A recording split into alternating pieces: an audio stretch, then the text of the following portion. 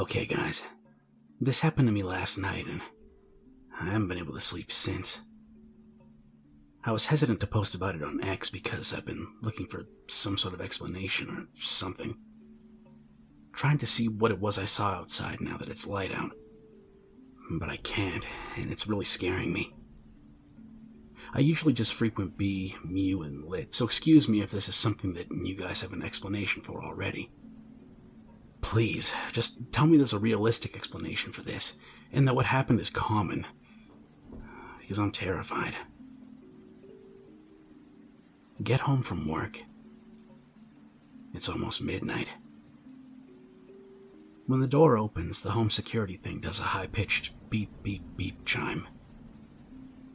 I'm in my kitchen eating a late dinner before going to bed. I hear a door open and then the home thing go beep, beep, beep, but it definitely sounds like it came from outside. I'm sitting right by the back door, so I go check the front door. Front door is a screen door, a wood door that leads to a small entry room, then a second door inside that leads up the stairs into the house. And these are loud, old doors. I didn't hear the screen door open. I didn't hear the main door close. And I didn't hear the second door open. The door's still double locked. And no other doors are opened, and nobody's standing outside. Okay. Maybe it was the neighbor's door. Maybe they had the same system I do. Hear it again. Sounds like it's coming from outside the front of the house. Look out the window. Looks like a deer is crawling around the yard with its belly to the ground. It stands up on its hind legs and makes the door opening beeping sound with its head raised into the air. It's not a deer. It looks like a guy with deer legs, but it's too dark to see what's going on. I'm home. What? Sounds like a dog barking I'm home while trying to vomit. It starts galloping away across the street.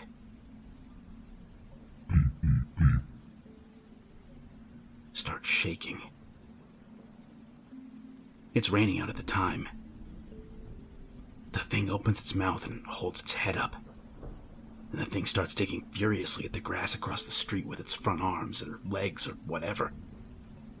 It puts its head near the hole like it's looking inside. Keeps walking down the street. Beep, beep, beep. I'm home. Puts head back to drink rain. Digs at ground. Keeps doing this down the block before galloping away down the division away from my city. I don't live in a rural area. The deer population typically stays down towards Melrose Park off of Thatcher by the river. I live just outside of Chicago, literally a block west of the city limits.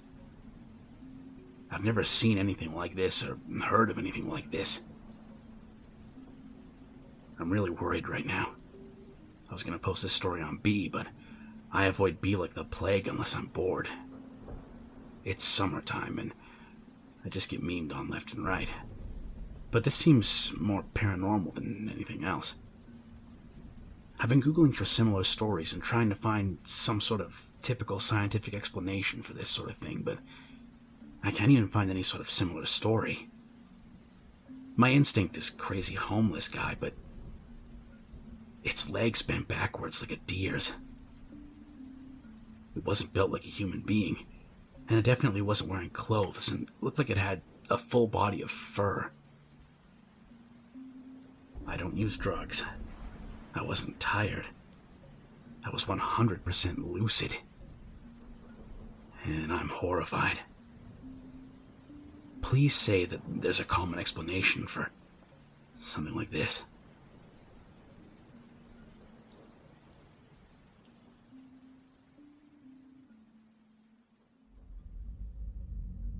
Story 2. Be me. 13 years old. On summer vacation in southern Illinois. Happy to see my friends again. Me, my brother, and two of our friends hanging out. Decide to walk to an old railroad bridge. It's about 5 miles from my grandparents' house. Leave after lunch, so about 1 p.m. Cutting up and having fun. Walking down decommissioned railroad tracks. Perfect summer day. Swim, throw rocks at frogs, usual kid stuff. It starts getting late. The rule is to be home before the sun touches the trees. Start walking back. The tracks are in the middle of nowhere. They're so overgrown you couldn't drive down them. Start hearing a weird noise like radio static. The youngest guy with us starts complaining of a headache. We tell him that we'll be home soon. Static gets steadily louder. Now my brother has a headache. Keep going home. I'm starting to freak out. Static is now deafening. All three of us in pain. And the youngest passes out. We all turn to pick him up. Turn back around and it's standing in the middle of the tracks. Static now unbearable. All that I remember about what we saw was that it was large, brown, and had big yellow eyes. I remember falling down. I wake up. It's now pitch black. Normal nature sounds. My brother and two friends wake up. We fumble our way down the tracks in the dark. Make it back to my grandparents' house. Every cop car in the county is outside. We're so scared that we don't even care. We run inside the house. Family freaks out. It's now about 3 in the morning. We have no memory and can't account for a single second of time after about 6:30 p.m.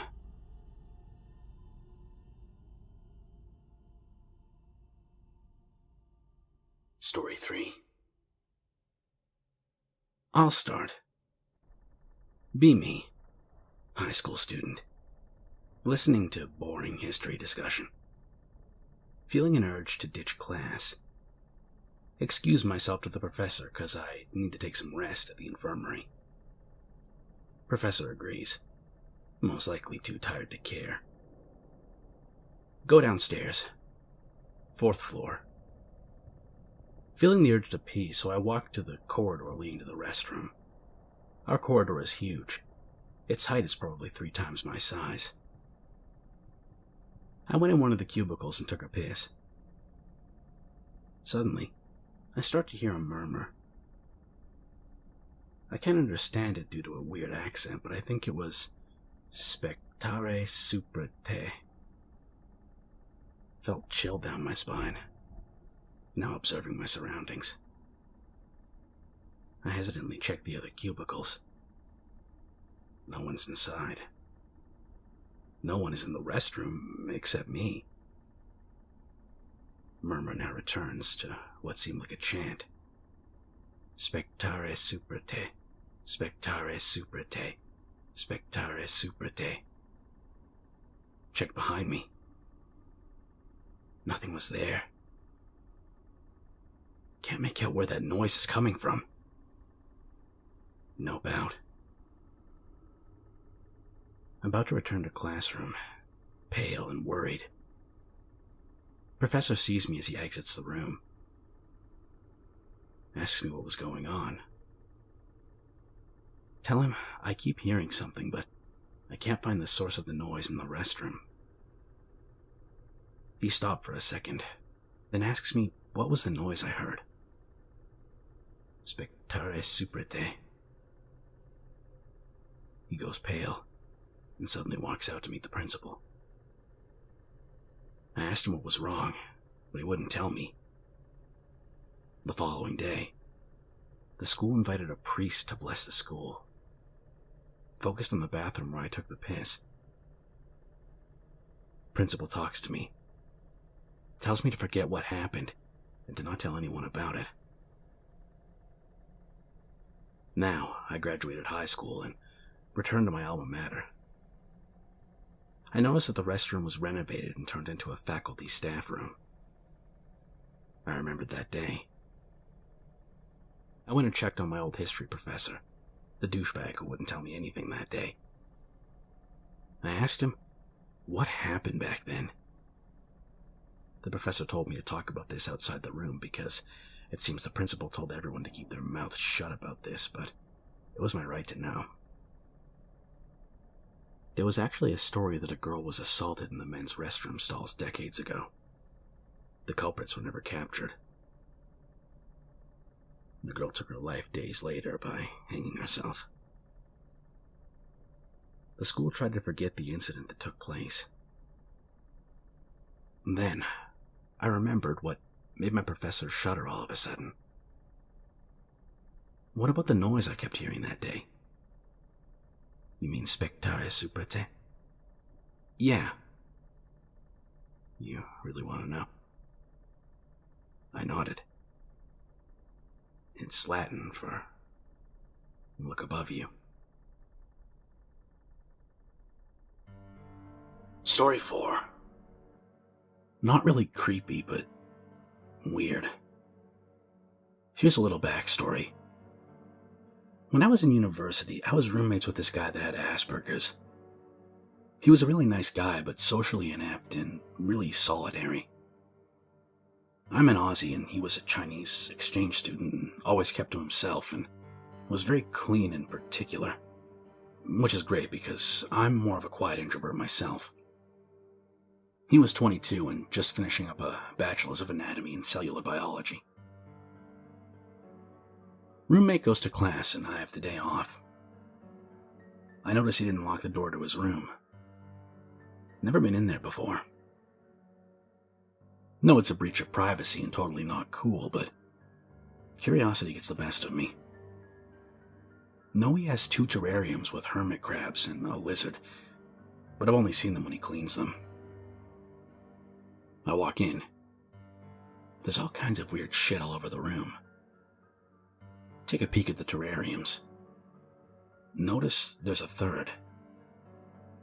A small, heated glass container holding something that looks like a big white barnacle with a single black eye and tiny appendages. Binders of notes on his desk. Quickly peek over them. Tons of pictures of other barnacle-looking creatures. Some in tanks and some dissected. The last one in the binder is Howard. It's a picture of the one in the tank. There's lists of ingredients and recipes from medical research supply stores inside.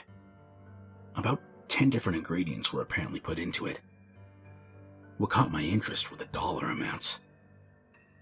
$600 or something for mesenchymal stem cells is the only one I can remember clearly. Apparently, he put a concoction inside of a live unfertilized platypus egg along with his own sperm and grew this thing. Take a picture of it. It moves when the flash goes off. Don't mention it for weeks, and soon my roommate's graduated and is moving on to a research job back in China. I mention Howard to him. He gets really angry about me entering his room without permission. Says that he had types of coral in there that he was growing for the terrariums, and makes me delete the picture or he'll be keeping the last 2 months' rent. I apologize. Never hear from him again. Story 5. A couple months ago, my friend's cousin, a single mother, had gotten a new cell phone.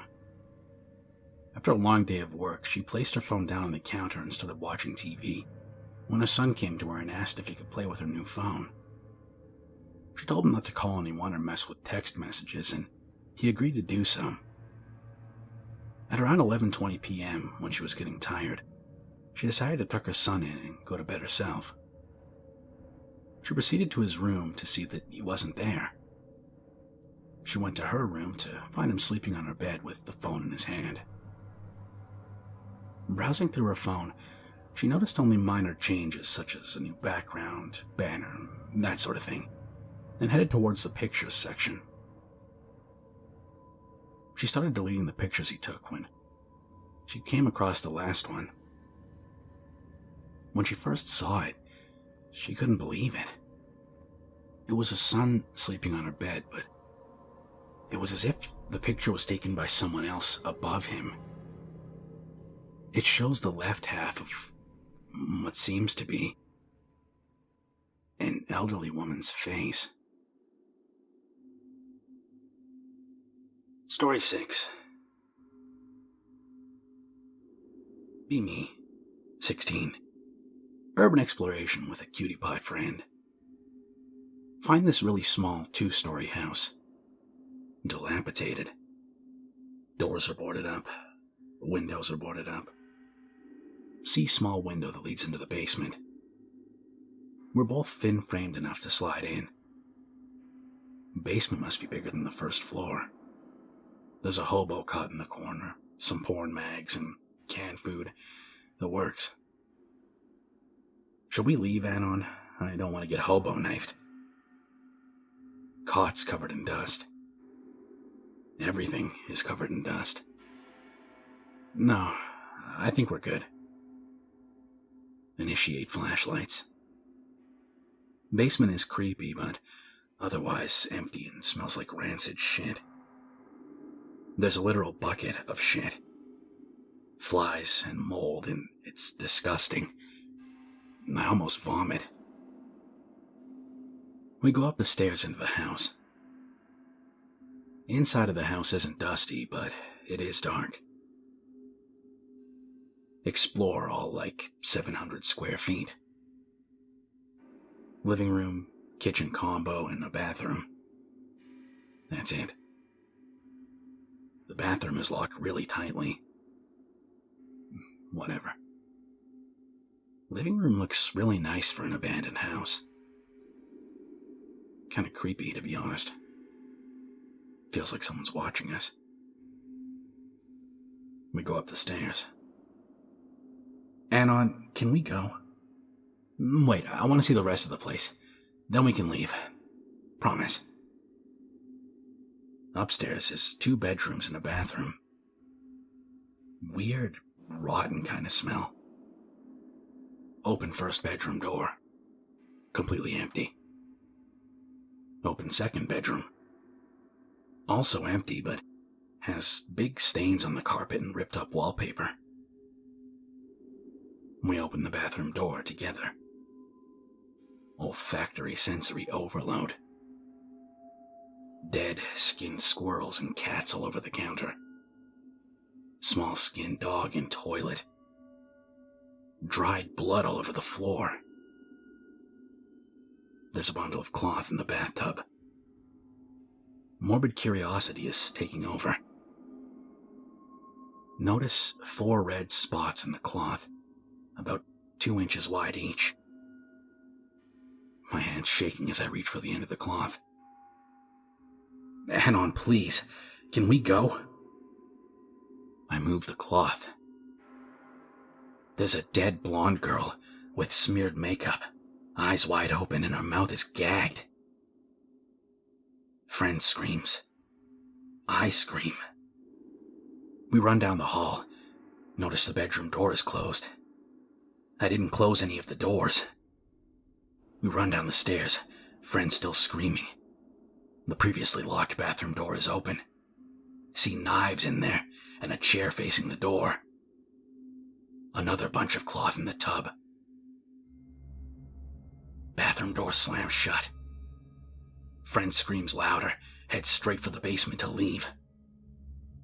I hear her leaving. Can't move. Too scared. The house is completely silent. I hear the door upstairs creaking. Fear paralysis gone. Run to the basement, climb out the tiny window, and friend is there crying and shaking. We're now just outside the window. Suddenly hear BAM! I jump. She jumps and screams. the tiny window is suddenly boarded up. We run back to her car in the driveway. There's a folded up note under the wiper. I grab it on my way to the passenger seat. We start driving home, and I open the note. We've seen your faces. Call the police, and we come for you. I scream. She sees the note, breaks down crying. Never told anyone this before. I'm not making this up. Stay out of San Antonio. Seriously.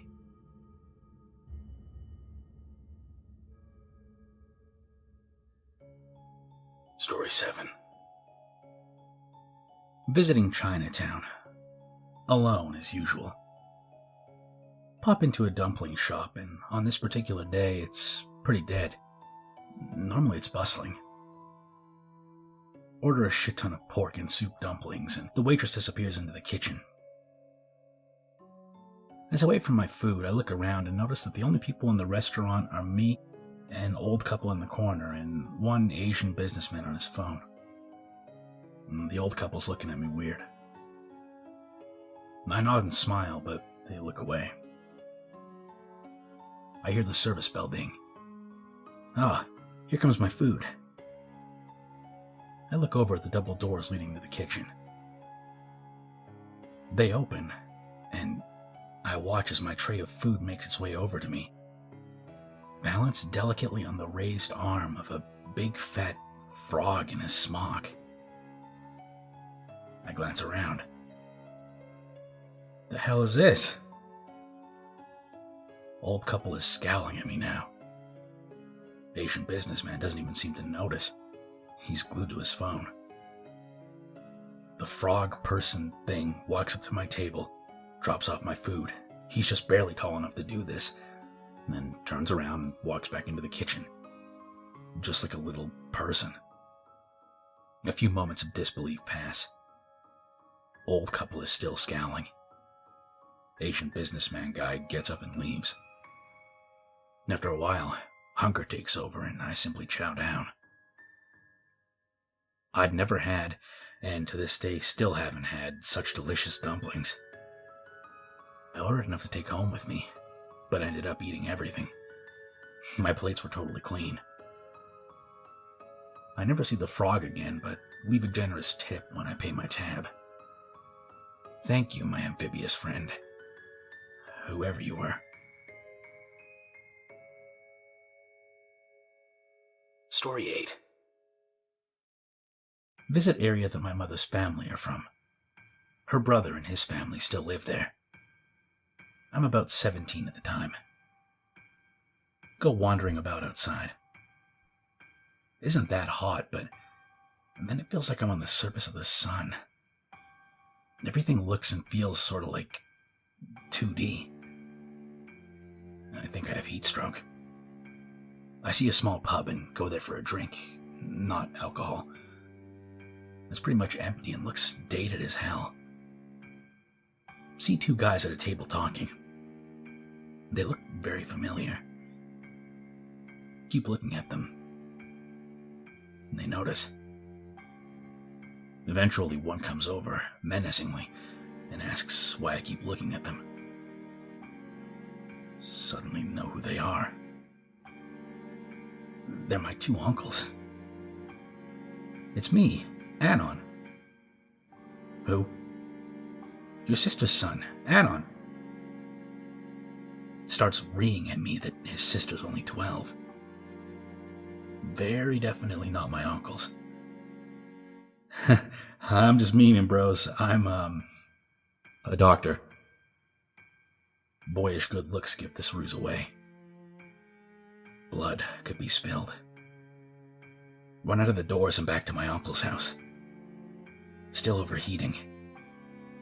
When I get back to his place, it doesn't seem so hot anymore.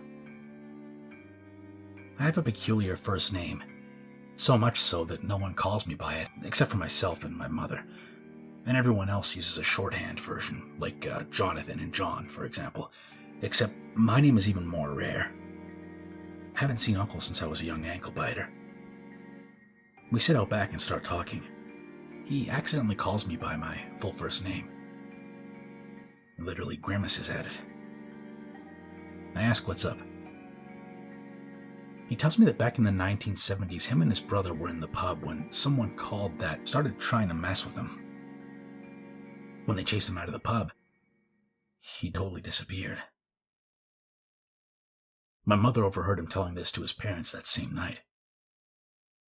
My mother loved the name. To my uncle, it was cursed. I don't know if I've always just been cursed, or if I somehow named myself. Story 9. 5 years old. Being raised by a single working mom. She doesn't bother with the kindergarten stuff. Instead, an old lady who lives in the same apartment building makes my breakfast and watches over me until her grandkids are back from school. They come back before my mom does, which means that for about 2 to 3 hours, I'm home by myself. One day, during that window of time, I get a phone call. Some guy I don't know asks if my parents are home, and I tell him that I'm alone. Back in the day, we got a lot of calls from people who dialed the wrong number, so this wasn't unusual to me. The guy doesn't hang up, though. He starts talking with me. I'm bored, so I was just glad for the company. I pretty much tell him everything. That I don't have a dad, that there's a lady who watches over me in the morning but leaves at noon, and that I'm alone for a few more hours, so I get bored and lonely a lot. He tells me that he's a college student and that he moved away from his parents, so he gets lonely too. Says he'll call me again at the same time tomorrow, so we can keep each other company. He does call, and this turns into a sort of ritual. Normally we just chat about whatever inane BS comes across a 5-year-old's mind, but sometimes he'd make up stories for me. I only vaguely remember one of them, which was about a very good boy who ended up in a world where all the rules were the opposite, so he was suddenly considered bad. This goes on for a long time, maybe even months. I think I told my mother that I had a new friend, but she just dismissed it. Anyway, the time comes for my 6th birthday, and I'm super excited. Tell him about the party that I'm going to have and all the gifts I'm about to get. He says that since we're friends, he should send me a gift too, and asks for my address, saying he'll mail me something. Being a greedy little shit, I tell him. He doesn't call again. My birthday comes and goes, and no gift comes. I remember being really hurt by this, thinking that he'd forgotten about me. About a month or so after he stopped calling, I get a ring at my door as soon as the woman who had watched over me left. My mom taught me to never let anyone into the apartment when I was by myself and just to ignore the doorbell, so that's what I did. After a while, the ringing stopped and I heard a familiar voice calling out my name. "Hey, Anon! I know you're in there. I got your gift for you." I tell him that I'm not allowed to let him in, and ask him why he didn't just send it through the mail like he said he would. He explained to me that the gift was too big to be sent by post, so he needed to come over and give it to me in person. Now he's pleading with me to let him in. Tells me he's my friend. I was feeling really uncomfortable at this point, though, and at the time I wasn't really sure why. But still, being curious about the gift, as well as about what my friend looked like, I looked through the people. He didn't look like how I imagined him to at all. I can't say that he was ugly per se, but he just looked off. Tall, skinny, acne, really baby-faced, and that didn't seem to match his deep voice at all. He almost looked sickly. And then I noticed that he was empty-handed, and there was no actual gift with him. I still vividly remember the cold, sick, empty feeling in my gut that I got when I realized that something was really wrong, and that I made a big mistake. I immediately start crying and pleading that he goes away. I don't know what I thought he was going to do, but I knew that it wasn't good. He tried to comfort me while still pleading to be let inside, and then he started fake crying, saying that I must hate him. I almost said that I didn't, when he started trying to get the door to open. The door was locked, but I was still completely petrified. I tried to block it with a chair like I saw in cartoons, but I couldn't do it. My brain went to autopilot, and I screamed, "I'm calling the police." That made him stop, and he immediately left. I was extremely shaken, but also ashamed. I knew that I screwed up, so I didn't tell anyone about what happened. But instead, I insisted that I wanted to go with the lady who was watching over me and stay at her place until my mom got home from that point on. Soon enough, I started going to school, and for a while I would stay there to do my homework instead of going home immediately after class, because I didn't want to be alone there anymore. I don't know for sure if he ever called again, but we did get a couple of silent calls here and there. I don't know if the person on the other end of those calls was him, but part of me feels like it was. Story 10. Oh boy. Beat me in sophomore year of high school. Almost summer break. Be into this pony shit for around 3 to 4 months. Eventually, buy pony shirt and wear it to school. Kid named Calvin, who was in the same art class as me, asks about it. Now, Calvin is what you would call a special case, as in his mental deficiencies made him untouchable, if that makes sense, on account that you would be considered ableist to snub him. So I often just tried to avoid him in general. As I was saying, I try my best to explain it to him, and he actually seems pretty enthralled by it. Next day. He comes in the next day wearing one of those minimalist, 20% cooler Hot Topic pony shirts. Sigh to myself as he walks my way. "Hey, Brony, what's up? Bro hoof." Portion of the class is now staring at us. I try my best to try and ease the moment. Reluctantly return his bro hoof. And this is where my troubles began. End of the school year. Me and Calvin have spent some time together at my house after school because I don't want to hurt his feelings by saying no to him. Plus, my house is only 15 minutes walking distance. In a moment of stupidity, I let it slip about me and my friend's D&D group, and he asks to join. Of course, being the doormat I am, I tell him yes.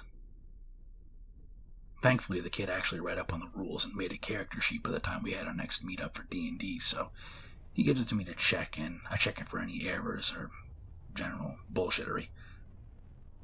His character is Rainbow Dash. I look to my friends in the group, not sure how to respond, considering they barely tolerate my pony bullshit as it is. Friends decide to roll with him. Being the dungeon master, I felt particularly more sadistic than usual. Calvin introduces his character to the group, and we sort of just bullshit his reason for suddenly being part of the adventuring party. First encounter. A bunch of zombies chasing the group through some dark woods. Rainbow Dash fumbles and trips on logs. Roll to get up. Calvin rolls another 1. Trying not to laugh, I explain how a swarm of zombies have gathered around him. Calvin fails his attack and gets hit by 90% of the zombies. Rainbow Dash is dead before round 2. I go into detail on how they decimate our body, ripping out her organs and bones and feasting on her tattered remains, giving the rest of the group time to run. This isn't out of the usual for me, and it's often the reason why I'm picked to be Dungeon Master. Calvin just stares at me with his defeated look.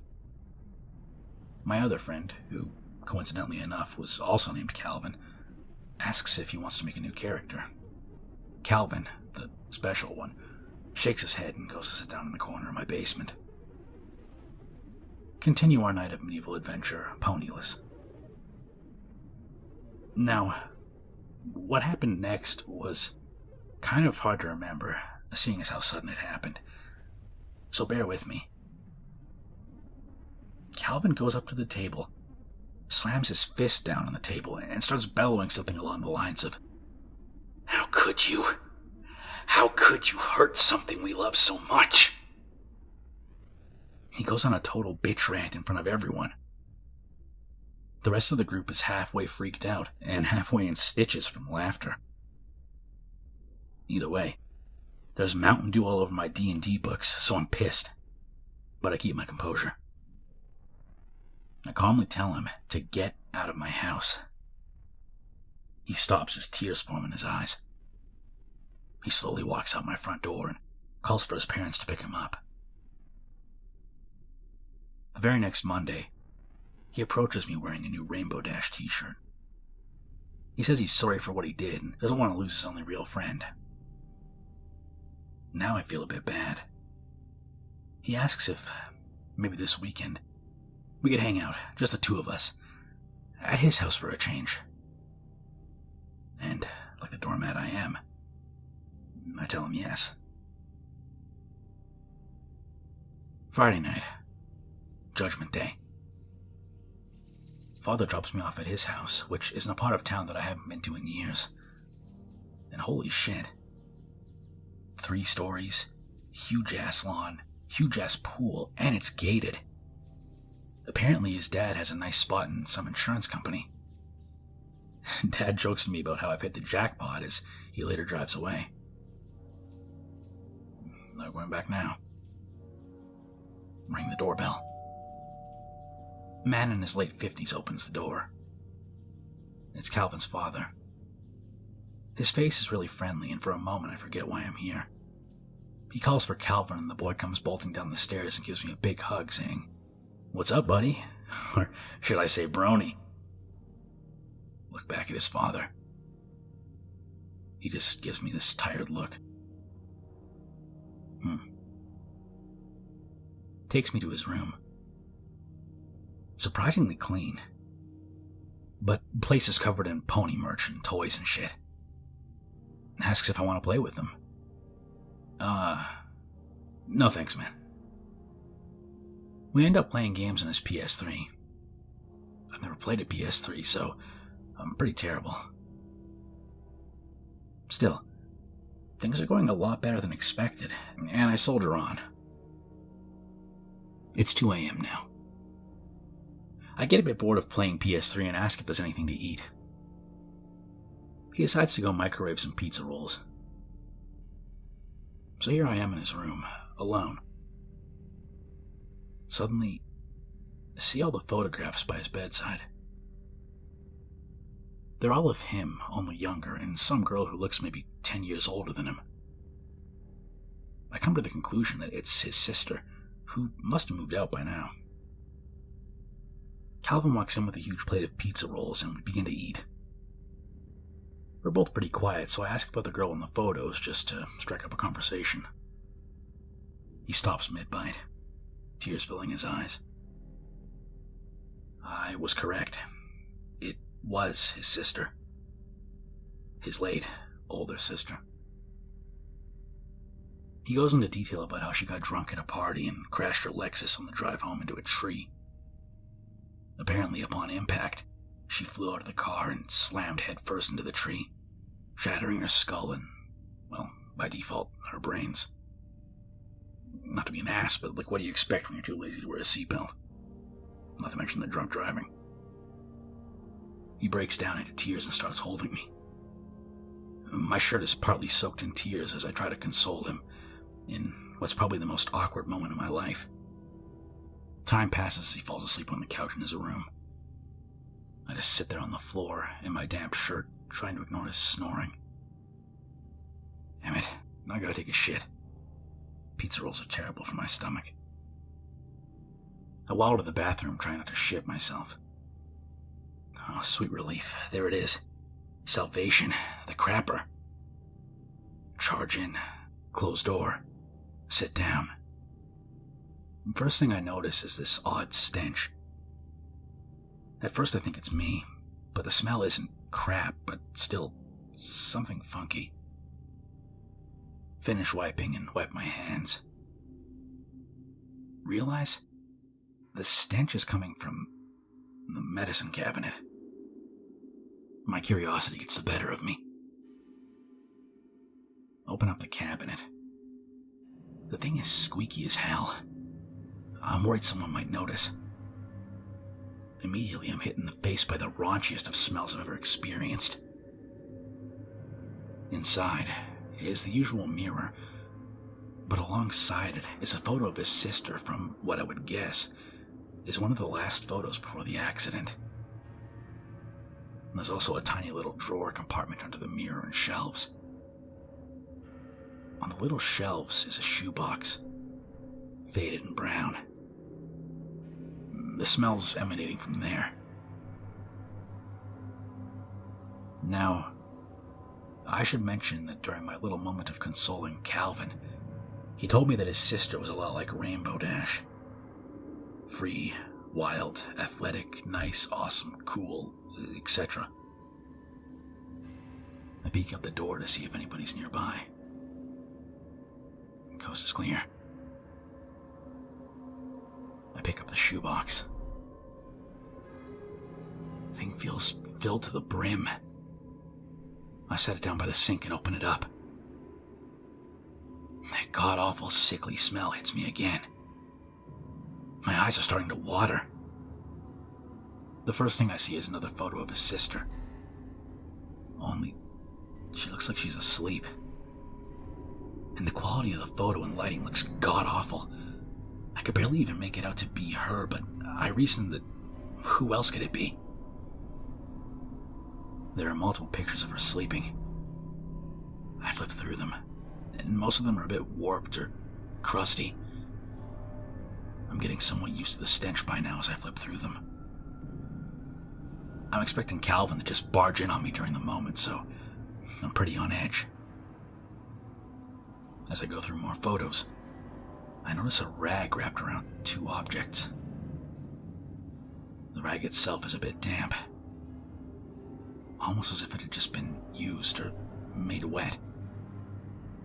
I carefully pick it up and unravel it.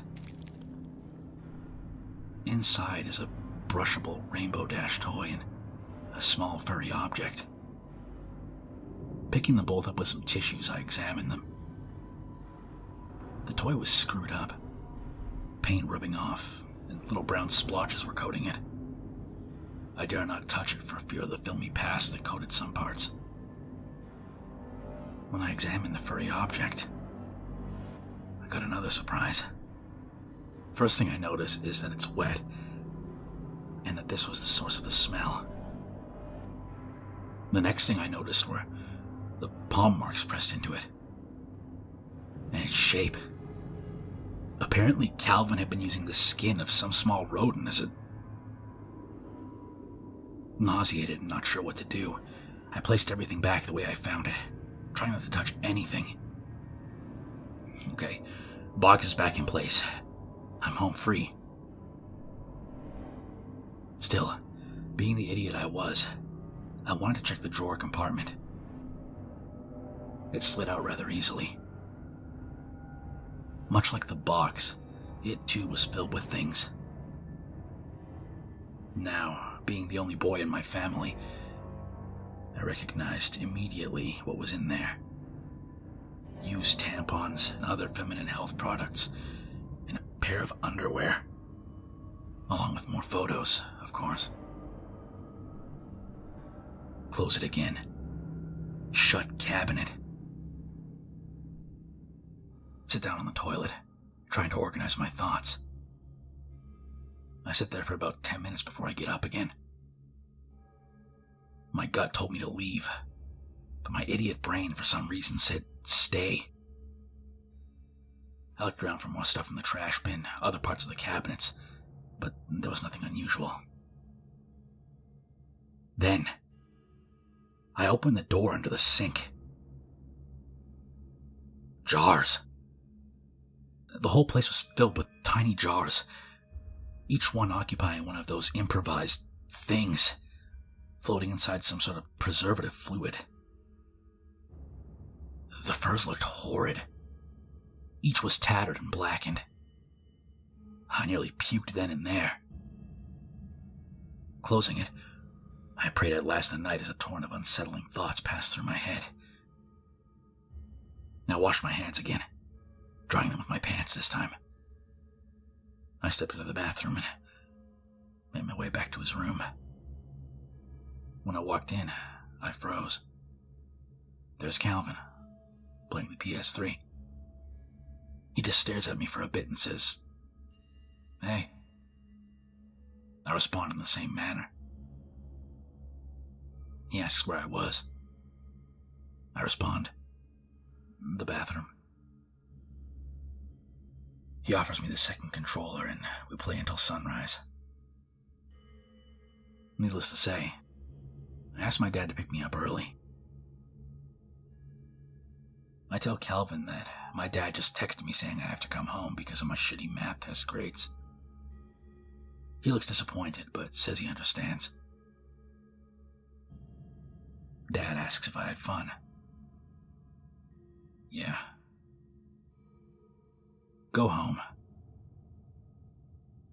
Summer break time. Dodge every text from Calvin on Skype, or just come up with some lame excuse. Eventually, I stopped getting messages from him altogether. Meet up with my friends again. All of them ask about Calvin, joking about how we probably clopped together with our plushies. I feign a laugh, gagging on my drink. School starts again. I see Calvin in the halls every now and then, but I do my best to not see him. It's late junior year now. Last time me and Calvin spoke was about the Season 3 opening. My friends still ask about him. I can't bring myself to tell them what happened. I can sometimes still smell it.